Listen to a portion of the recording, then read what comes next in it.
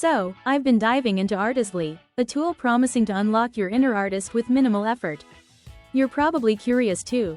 Does it really deliver creative magic, or is that just a flashy promise? Artisly claims to be an intuitive platform for creating stunning art without being a design expert. It's designed for everyone, from hobbyists to marketers needing quick visuals. The problem Artisly addresses is clear: not everyone has the time or skills to create high-quality art. It's perfect for busy professionals or creatives on a tight budget who still want impressive visuals. Navigating through Artisly is straightforward. You start by selecting a template, adjust a few parameters, and let the software generate designs. It offers various styles and customization options, so you can tweak images to fit your needs.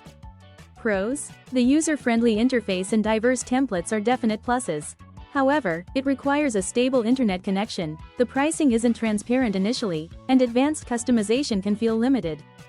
Artisly does its job if you're looking for fast, easily generated artwork.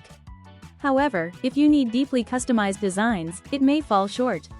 It's a handy tool but has some limitations you should weigh. If you want to check it out, use my link in the description.